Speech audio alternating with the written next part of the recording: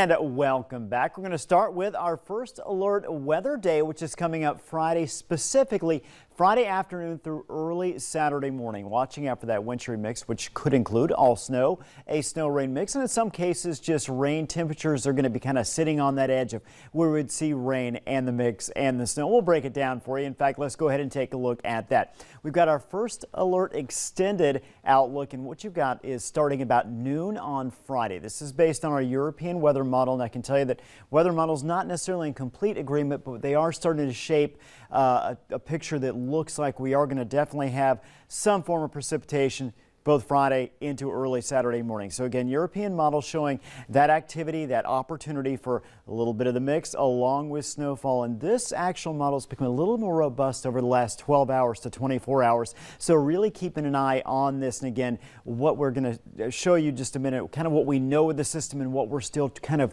working on trying to put together and kind of tie up those loose ends. Again, you can see moving to Saturday morning, 2 a.m., still looking at that precipitation coming down, finally exiting the region by about 8 o'clock Saturday morning. So let's go ahead and take a look kind of what we know and what we're still kind of figuring out with this system. Timing and track, again, looks like Friday afternoon through Saturday morning. Winds are not going to be as strong as they were with that last system we saw move through right about the same time, Friday afternoon through Saturday morning. And again, this is not a huge storm. This is not, a big weather maker, but the impact of travel, and I think that's the big thing we're going to see with this system. Icing potential on the roadways. Now, what's uncertain, still some forecast model differences on the track itself. And again, with the temperatures being right around freezing and just above in a lot of cases, it's kind of that scenario. Is it going to be rain? Is it going to be rain, snow? Going to be snow? We're still kind of keying in on what that's going to look like. And in terms of snow accumulation, for the most part, we're not expecting a lot with that. However, we do have some areas could see an inch, maybe a couple 3 inches, especially James River Valley. So again, we're going to keep an eye on that. And then, of course, as you look off into Minnesota as well. As we look at what we've got out there right now, our temperatures, we are looking at, it's moving slow right now, 32 degrees in Fargo, south wind at 14, feels like 22 degrees out there. Moorhead, we've got a temperature of 30.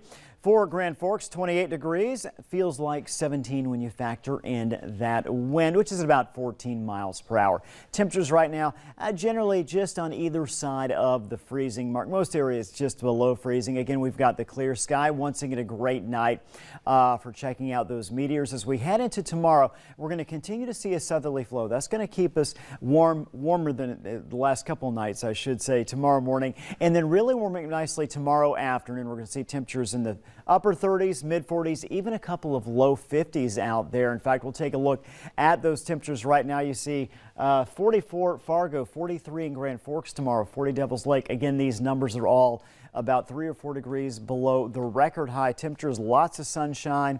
51 Wahpeton, 52 in Sisseton tomorrow. Here's a look at your 11-day. And again, Friday night, early Saturday, that's when things look most dicey in terms of potential travel issues. Then we've got Saturday afternoon 37, Sunday windy and 38. Next week, mid 30s, low 40s. So as I teased the forecast coming in, I said we'll let you know how long the temperature is going to be warmer than normal. It's kind of a trick because it's at least 11 days. I don't know the we don't have the full we number. We don't get there. Yeah. That forecast gets you right to Christmas Eve too. So travel right through then should be okay. Should be, yes.